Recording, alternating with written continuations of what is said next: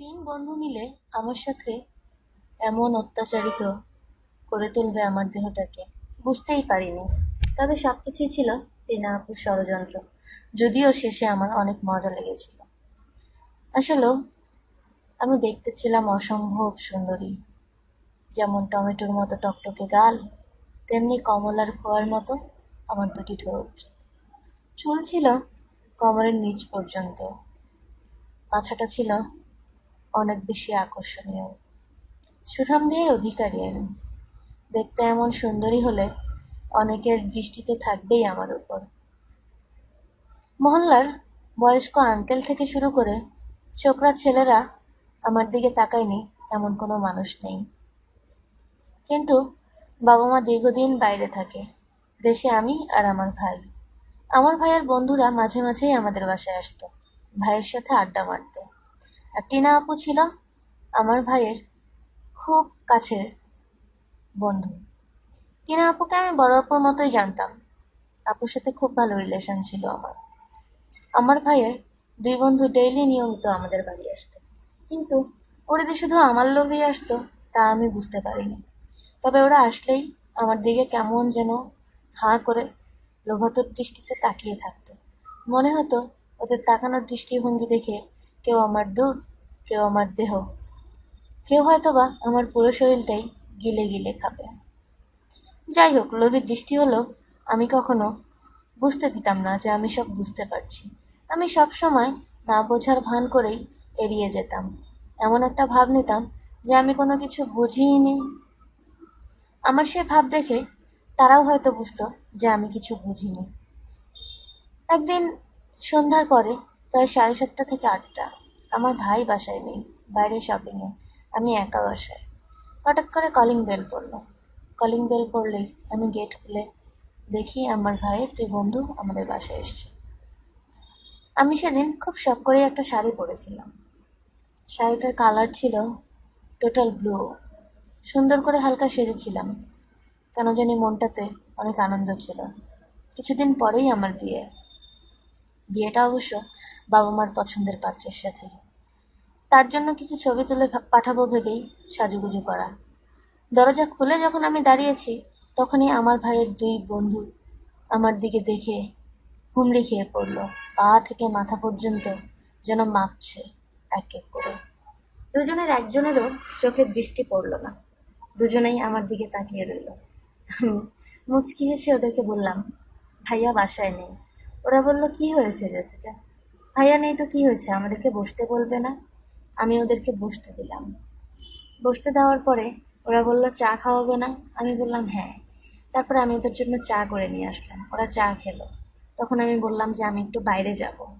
তারপর ওরা আমার এই কথা শুনে আমাকে আর কিছু বললো না, বললো ঠিক আছে, তোমার ভাইয়া আসলে বলো আমরা এসেছিলাম।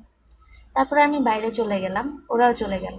আমি যখন ওদের সামনে দিয়ে হেঁটে হেঁটে বাইরে চলে যাচ্ছিলাম তখন ওরা আমার পাছাটাকে গিলে গিলে খাচ্ছিল, আমার পাছার সাইজ মাপছিল। আমি আর চোখে দেখতে পেলাম ওরা হাতের ইশারায় দেখাচ্ছে যখন আমি হাঁটছি তখন আমার পাছা একবার উঁচু একবার নিচু হচ্ছে। আমি মুচকি এসে ভাইয়াদেরকে বাই বলে চলে গেলাম। আমি পরে জানতে পেরেছি ওরা অনেক প্ল্যান করেছে আমাকে চোদার। তারপরে ওদের আরেক বন্ধু এসেছে বাইরে থেকে। সেই বন্ধু আসার পরে ওরা আমাকে নিয়ে অনেক প্ল্যান করেছে। ওদের ওই বন্ধুও অনেক আগে থেকেই আমাকে পছন্দ করতো। আমার শরীর অনেক আগেই দেখেছিল সে, তখন আমি আর একটু ছোট ছিলাম। কিন্তু বড় হওয়ার পরে কাপড়ে মোড়ানো এই বড় বড় সাইজওয়ালা শরীরটা তার দেখার সৌভাগ্য হয়নি। সে নাকি খুব ভালো মেয়ে পটাতে জানে। সে তার এই দুই বন্ধুর কথা শুনে আমাকে পটানোর জন্য আমি যখন বাইরে যেতাম, ইউনিভার্সিটিতে যেতাম, আমার বাসার সামনে দাঁড়িয়ে থাকতো। দাঁড়িয়ে থেকে আমার সাথে কথা বলার চেষ্টা করতো। আমি দুই একদিন পাত্তা দিলাম না।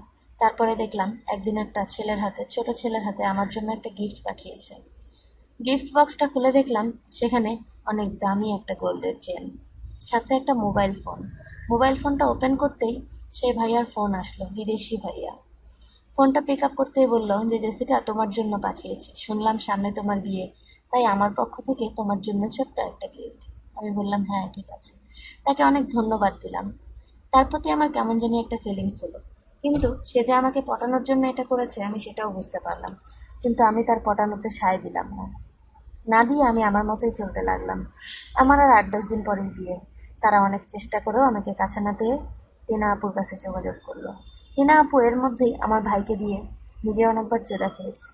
তারপর টিনা আপু আমার ভাইকে এবারও বাসায় ডেকেছে, ডেকে নিজেকে চুদিয়েছে, চুদিয়ে সব ভিডিও করে রেখেছে।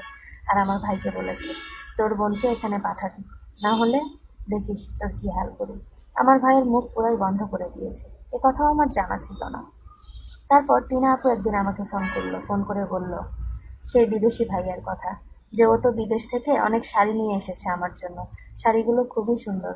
আমি শুনলাম সামনে নাকি তোমার বিয়ে, তাহলে আসো না, এখান থেকে একটা শাড়ি নিয়ে যাও। তারপর আমি বললাম যে জি আপু, আমি কালই আসবো। তারপর আমি তার কাছে শাড়ি নেওয়ার জন্য যেই না যাবো কাল, অনেক বৃষ্টি শুরু হয়েছে। আমি সারাদিন অপেক্ষা করে বিকেলবেলা আপুর বাসায় গেলাম শাড়ি আনতে। শাড়ি আনতে যাওয়ার পরে আপু আমাকে শাড়ি দেখাচ্ছিল। তার মধ্যে থেকে একটা লাল টুকটুকে শাড়ি আমার পছন্দ হলো। আপু বলল, শাড়িটা একটু ট্রায়াল দিয়ে দেখো তোমাকে কেমন লাগে। আমি জানতাম না ঘরের মধ্যে ওই 3জন শয়তান বদমাশ বন্ধু আমার ভাইয়ের লুকিয়ে রয়েছে। আমি আমার কামিজ আর ওড়নাটা খুলে শুধু ব্রা পরা অবস্থায়, আমি নিচে সালোয়ার পরা অবস্থায় শাড়ি পরতে লাগলাম। এর মধ্যেই কেউ একজন দরজা বন্ধ করে দিল। তারপরে দেখলাম 3জন একই সাথে বেরিয়ে এসছে। ওদের 3জনকে দেখে আমি চমকে উঠলাম, কিন্তু ওরা চমকালো না। ওরা অনেকভাবে হাসাহাসি করছিল, অনেক কটু কথা বলছিল আমায়, বলে সেই বিদেশি ভাইয়া আমাকে জড়িয়ে ধরলো, জড়িয়ে ধরে বলল, সুন্দরী, তোমাকে এত কিছু দিচ্ছি, তোমার পিছনে এত টাকা খরচ করছি, আর তুমি ধরা দেবে না? তোমাকে ধরতেই তো আমার এত ফাঁক। তারপর একে একে 3 বন্ধু আমার উপর ঝাঁপিয়ে পড়ল। কেউ আমার শাড়ি টেনে খুলে ফেলছে, তো কেউ আমার সালোয়ার। এভাবে খুলতে খুলতে আমার রয়ে গেল শুধু আমার নিচের প্যান্টি আর উপরের ব্রা। আমি শুধু ব্রা প্যান্টি পরা অবস্থায় আছি। তখন ওরা বলছে, তুমি এত সুন্দরী প্রিয়সী, না জানি তোমার ব্রা প্যান্টির নিচের দুটো আরও কত সুন্দর। এই বলতেই বিদেশি শয়তানটা আমার ব্রাটা খুলে ফেললো। খুলে ফেলে আমার দুধ দুটি এমনভাবে দেখছিল, মনে হচ্ছিল যে ওর চোখ দুটো যেন ক্যামেরা, আমার দুধ দুটো যেন চোখের ক্যামেরায় বন্দি করছে। আর ওই শয়তান দুটো, একজন আমার পা ধরেছে, আরেকজন আমার টেনে পেন্টে ফেলছে। 3জন মিলে আমার কাপড় খোলা শেষ করে এক একজন এক একভাবে আমার উপর চড়াও হয়ে গেল। কেউ দুধ চাপছে, তো কেউ ভোদা। এইভাবে করে চাপাচাপি করতে করতে একজন আমার গায়ের উপর চলে আসলো, এসে আমার পা ফাঁক করে আমাকে চোদার চেষ্টা করছে। আমি বললাম যে এমন করো না, তোমরা আমার ভাইয়ের বন্ধু, আমার ভাইয়ের মতো, কদিন বাদেই আমার বিয়ে, তোমরা এমন করো না। কিন্তু বিদেশি শয়তানটা বলল, এত টাকা খরচ করেছি, করবো না মানে? আগে আমরা করব, পরে তোমার বিয়ে। তারপর ওদের 2জনকে বলল, তোরা অপেক্ষা কর, দেখতে লাগ, ভিডিও করতে থাক, কেমন করে আমি চুদিয়ে ওকে। এটা বলে ওদের 2জনকে সরিয়ে দিল। সরিয়ে দিয়ে আমার গায়ের উপর উঠে আমাকে চুম্বন করতে শুরু করলো। এমনভাবে চুমু খাচ্ছিল, আমার শরীরেও জীবনের প্রথম কোনো ছেলে মানুষের ছোঁয়া লাগায় আমিও আষ্টে পৃষ্ঠে অস্থির হয়ে গেলাম। আমিও মনের অজান্তেই ওকে জড়িয়ে ধরে ওর চুমুর সায় দিতে লাগলাম। সায় দিয়ে ওকে জড়িয়ে ধরলাম। ও এবার আমার দুধ খেতে শুরু করলো। এবার আমি ওর মাথা চেপে ধরলাম। তারপরে আমি আর থাকতে পারছি না। এবার ওকে বললাম, আমি তো আর থাকতে পারছি না, তুমি এবার দাও না আমাকে। যখনই আমি ওকে এই কথা বলেছি, তখন ও নিজে নিচে নেমে সরে গেল। সরে গিয়ে ওর বন্ধুদেরকে ডেকে বলল, চোদ মাগিকে, আমি তো অনেক টাকা খুইয়েছি, ওকে আমি চুদতে চাই না, তোরাই চোদ। তারপরে সে একটু দূরে গিয়ে দেখতে লাগলো আমার রংলীলা। তার বন্ধু 2জনকে দিয়ে আমাকে ইচ্ছা মতো চোদাতে শুরু করলো। একজন আমার সারাটা শরীর কামড়ে কামড়ে দাগ করে দিচ্ছিল, আর আরেকজন আমার পা দুটো ফাঁক করে কতখানি তেল ঢেলে দিয়ে আমার ভোঁদার মধ্যে তার ধন সেট করে দিয়ে ধাক্কা মারার চেষ্টা করলো। 1 ধাক্কা, 2 ধাক্কা, 10 ধাক্কায়ও ধন ঢুকছিল না। তারপরে কিছুক্ষণ ধরে ঘষাঘষি করে পিচ্ছিল করে করে নিয়ে তারপরে ধাক্কা মেরে ধনটাকে ঢোকানোর চেষ্টা করতে না করতেই আমার কামড়ো সে ভেজা ভোঁদায় ধনটা ঢুকেই গেল। ঢোকার পরে সে ইচ্ছা মতো আমাকে চুপছে। আমিও অস্থির হয়ে গেলাম। চুদা খেতে চেলাম বিদেশি, কিন্তু হলো না, দেশি ধনেরই চুদা খেলো আমার ভোঁদা। তারপর সে আমাকে ইচ্ছা মতো চুদতে লাগলো। সে চুদে চুদে আমার ভোঁদায় 1.5 মিনিটেই তার ধনের পানি ফেলে দিল। ফেলে দিয়ে বিদেশিকে বলল, তুই এবার চুদ। কিন্তু বিদেশি বলল, না, আমি ওর ভোঁদায় চুদবো না, আমি শুধু দেখব। যে আমার শরীরটাকে কামড়ে খাচ্ছিল, এবার তার পালা। তখনও আমার ভোঁদার পানি বের হয়নি। এবার সে এসে আমার উপরে উঠে আমাকে চুদতে লাগলো।